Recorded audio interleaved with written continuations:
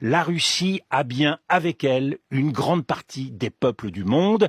La Russie a réussi à neutraliser une grande Avec elle partie. ou neutre? Ils sont avec elle ou ils sont neutres? C'est plus que De la neutre, neutralité? dans la mesure où ce sentiment anti-occidental est très largement partagé. Si on prend les BRICS, si on prend l'Afrique, on voit bien aujourd'hui comment l'Afrique est montée contre nous, cherche à faire en sorte que la France quitte l'Afrique. Il y a un sentiment extrêmement actif. On se trompe si on parle de neutralité.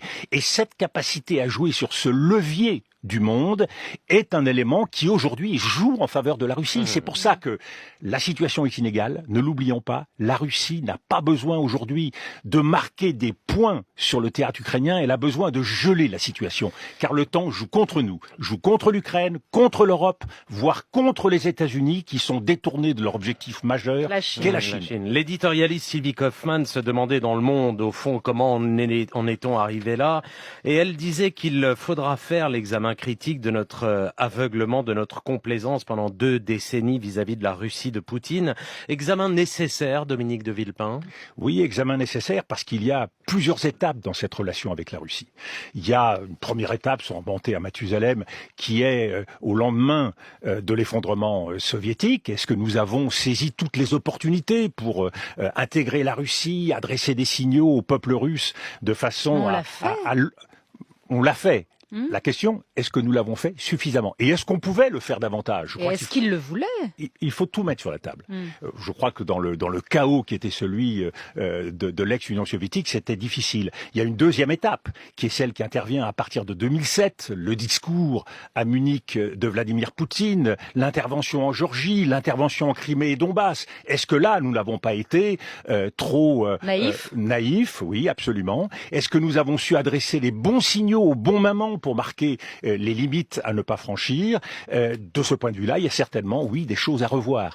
Mais l'essentiel aujourd'hui, c'est d'être capable de faire face, de maintenir l'unité de l'Europe, et on voit bien que c'est le premier souci de la diplomatie française et d'Emmanuel Macron. Il l'a réaffirmé à Munich. Nous devons travailler ensemble, sachant que nous avons, vis-à-vis de la Russie, on veut nous opposer, pays de l'Est et pays de l'Ouest européen.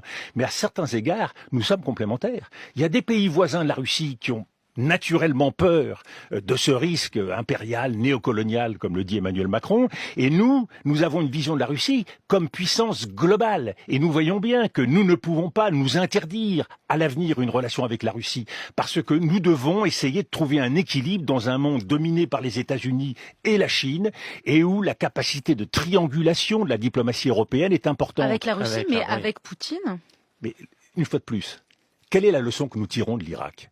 C'est que chaque fois que les démocraties s'engagent dans une politique de changement de régime, il ne s'agit pas de changer de régime, il s'agit de parler ou de négocier avec Vladimir Poutine aujourd'hui. Une fois de plus, nous n'avons pas voulu pousser jusqu'au bout les inspections avec Saddam Hussein. Saddam Hussein était un personnage odieux.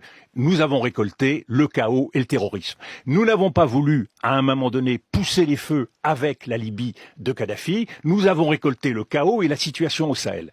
Donc il faut retenir les leçons de l'histoire. Bien sûr, c'est difficile. Et je ne vous dirai pas le contraire.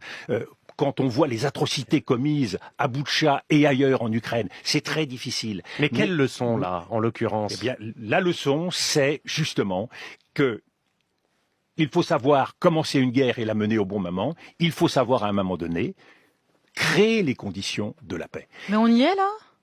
Non, nous n'y sommes pas encore. Le temps de la négociation n'est pas venu. Mais par contre, le temps de la diplomatie est venu. Et c'est l'angle mort de l'action des Européens.